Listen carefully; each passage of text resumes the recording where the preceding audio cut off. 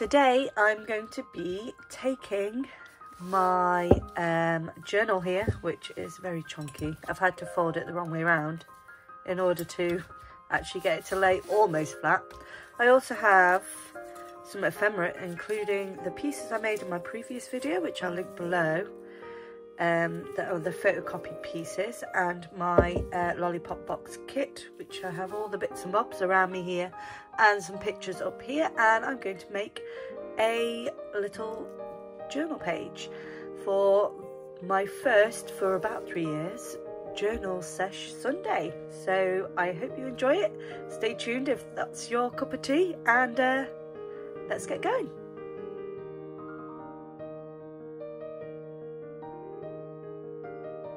Hello and welcome to my channel. My name's Sarah. This is ManxyCatCrafts, and today we are making a journal page. I have my pictures, which are printed on really thin like brochure paper, so it does do pictures quite well. Apologies if you can hear children in the background. I am filming this while they're still up, but unfortunately I have got quite a lot of smudgy bits and bobs going on here, and I did try it a few times, but I will work around that because I am definitely not printing them again. No way.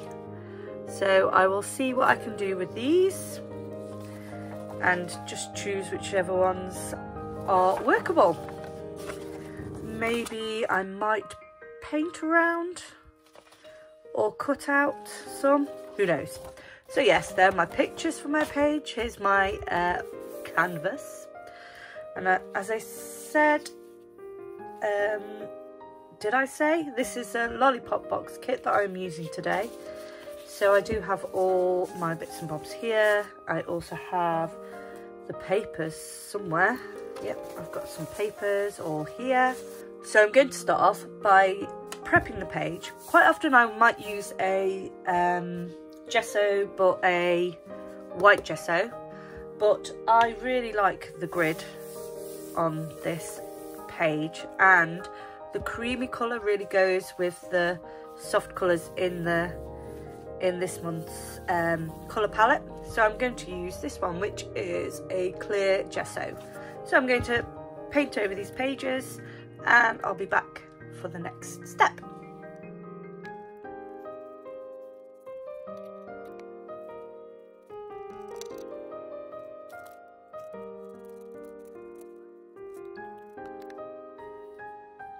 So I now have two options. I can either let it dry naturally, or I can stick a heat gun on it to dry it a bit quicker, which I am going to do.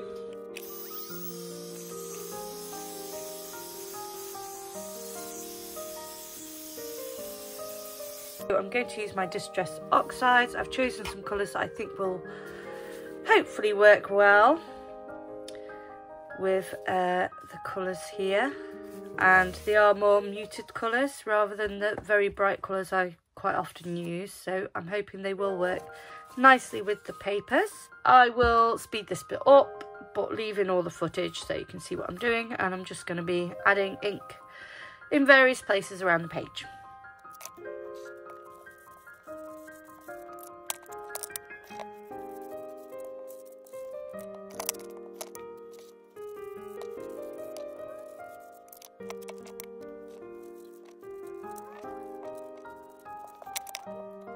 Okay, so at this stage it can go one of two ways. It could either work out really cool when I add water and it all mixes beautifully, a little bit, not too much, etc., or it could go horribly wrong, in which case I would basically just glue these pages, whack them together and do the next page. So, and then I'll have just, you know, learned something new.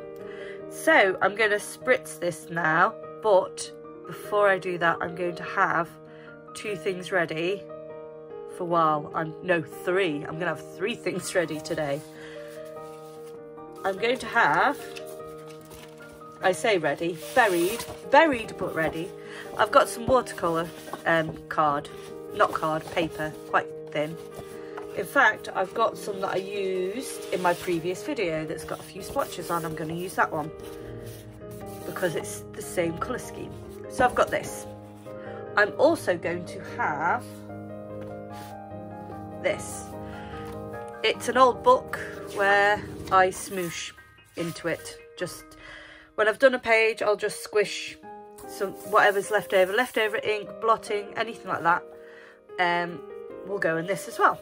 So I'll just basically choose a page and just squash it down and pick up some ink to create an interesting, you know, starter point. So I'll be doing that as well.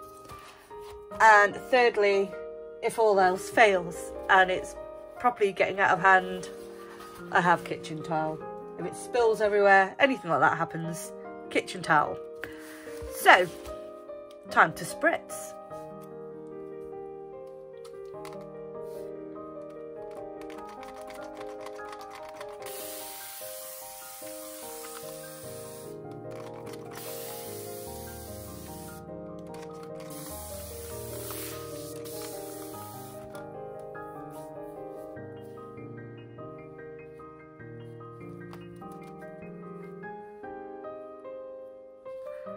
I'm just going to move the ink around slightly, but I'm pretty happy with that. It's blended nicely already, but it's not really mixed into any mud. It's worked quite well there. So I'm going to use, this book is actually quite glossy finish, these pages. So because I want to stop it becoming more saturated, I'm going to go with the watercolour to blot it. I'm going to use the side I've got the most blotches on already, and I'm just going to press it down across the whole thing, give it a quick press down like that, lift it up, woo, and we've got some fun marks on there, ink on there for another time. And then if I move this, it's probably soaked through onto my other pages, to be honest, but that kind of thing doesn't really bother me. I mean, if you don't like messy kind of things seeping through, then this is probably not a technique you'd want to use in this sort of style journal. You probably want to use one where you can literally take out the page you're working on when it's dry, then put it back in, like the one with elastics. But for what I'm doing, I don't really mind.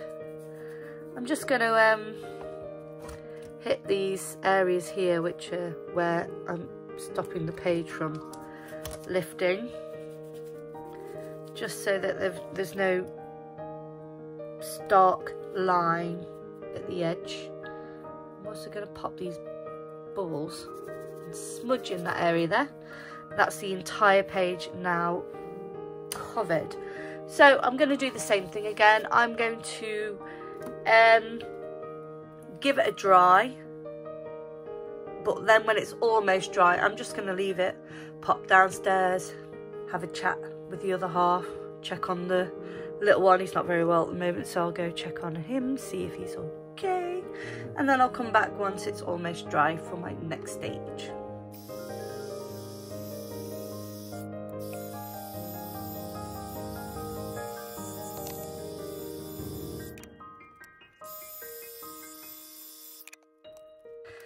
Now this is practically dry, I'm going to quickly add some splashes, I should say, of water, and then lift the colour so I get a few interesting drips here and there where the colour's lifted, and see how that looks. And then I'm probably going to leave it for today. My little boy's not very well, so I will return to this in the morning. So I'm just going to add just drops of water, which is another reason why it's good to add the it's clear gesso, so that the fact that I'm adding water, drying it, adding more stuff isn't going to make the paper buckle because it's been prepped on top. So you might be able to see it starting to react already.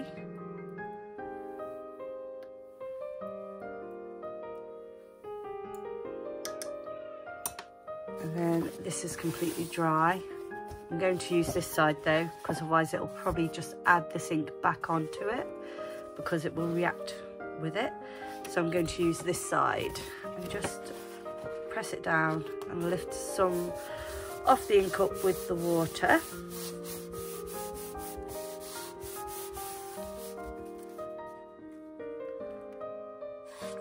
As you can see, it's lifted the colour onto here, and if you look on the page, you can see where it has taken some of the ink off.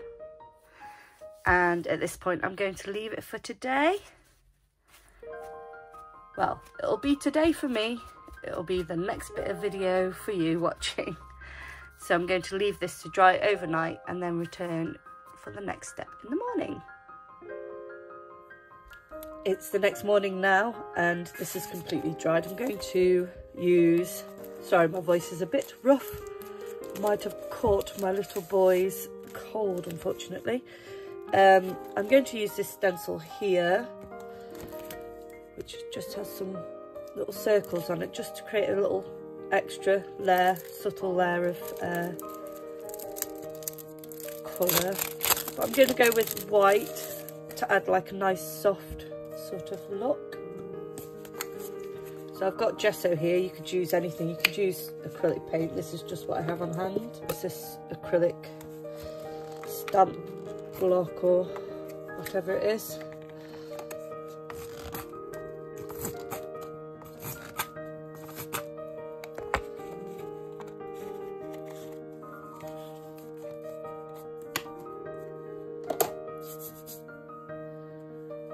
I'm going to sponge it on randomly around the page.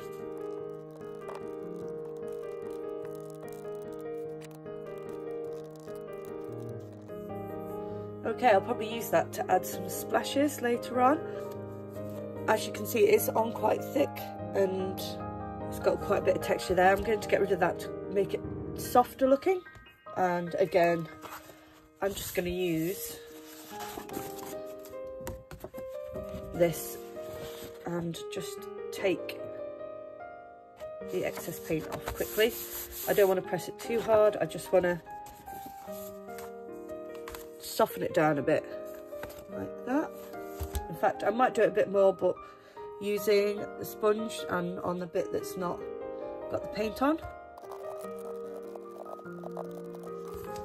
There we go. Now it's sort of muted down a little bit. So I'm going to choose my pictures now. I have got this ink line running through these, so I'm going to have to work around that and decide which I want to use.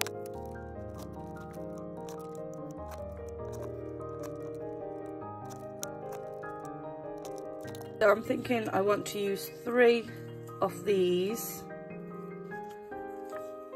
on one page and then one slightly larger on this page. Right, I'm going to fussy cut this one. I like to fussy cut out my pictures. I've probably got, yeah, I like to go around them like I've done here and here. So I think I'm going to do the same with this one. I think I'll put that there. And then these, I think I'm going to back them with some paper or something similar. So I'll grab the papers now.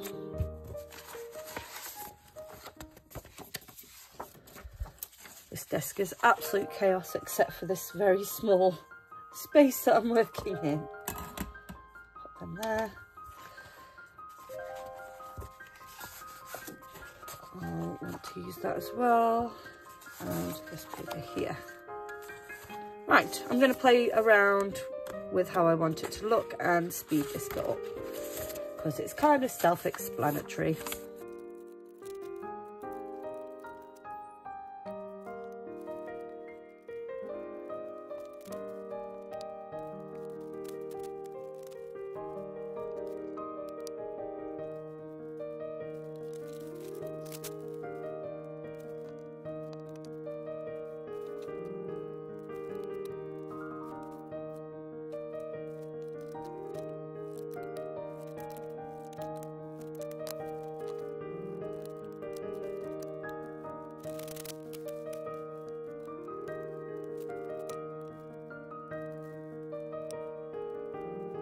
as you can see, I'm trying to balance the papers on this side with this side. That's why I'm trying to include what's going on here in a smaller version over here as well.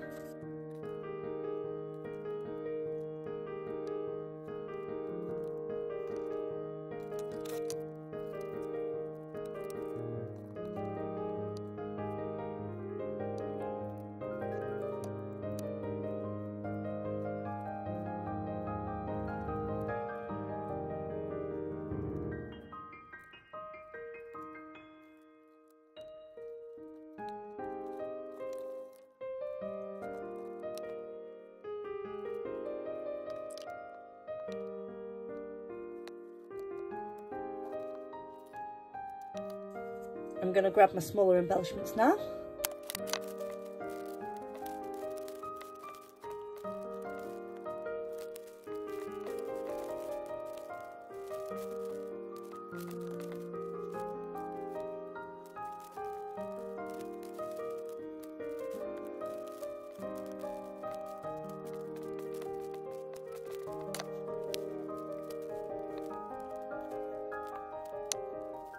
So I'm going to add these copier paper punched out shapes that I created from a master sheet.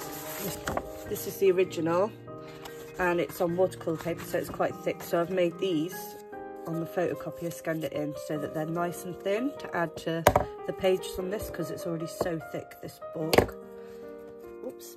So I'm going to add these circles on, and then I'm going to add the die cuts that came with the kit on, layered on top.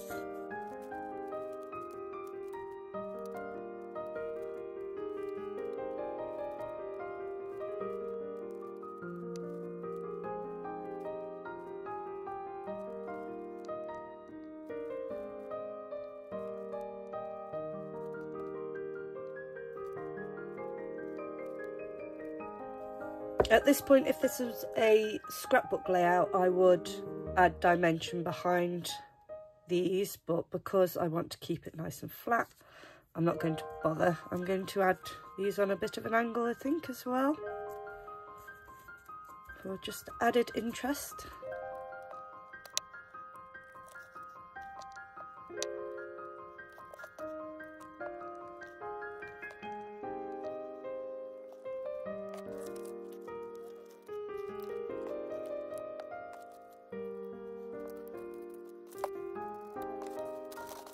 And now my ephemera and the stickers.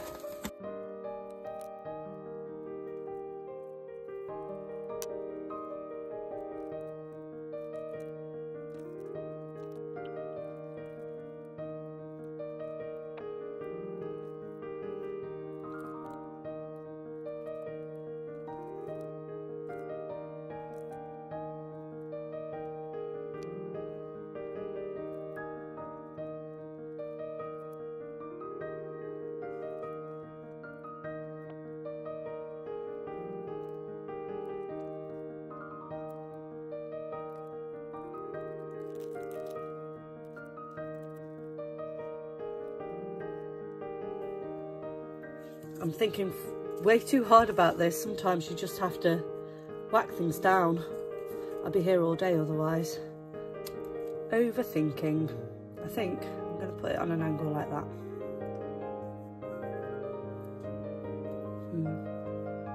Just put it down, Sarah.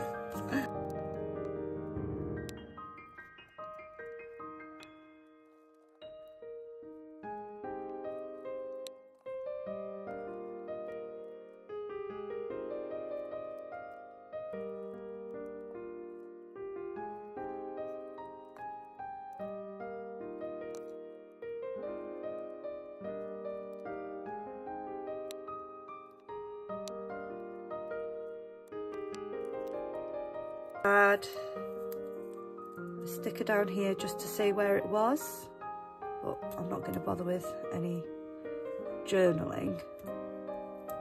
And then the date I will put up here because it was the Isle of Man a couple of Easters ago.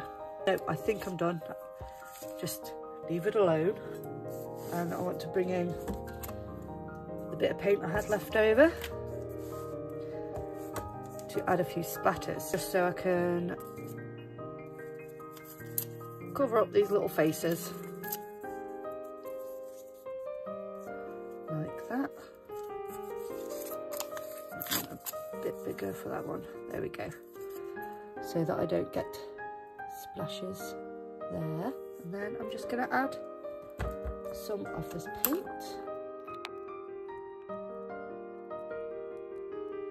Now, I do quite like to add gold splashes normally, but I quite like this without anything on it. I've got glue on that one.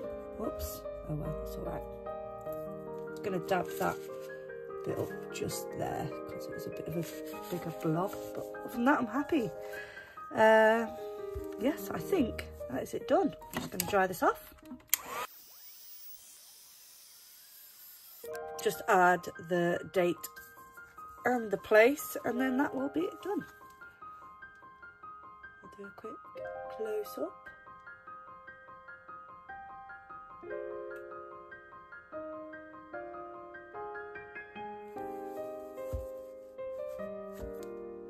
Thanks for joining me today. If you've enjoyed this video and you're not a subscriber, then please do subscribe if you want to see more from me. I'm hoping to get a video out every week, but we'll see how that goes. No promises with my two little ones. It's very much just when I can situation, but I will try.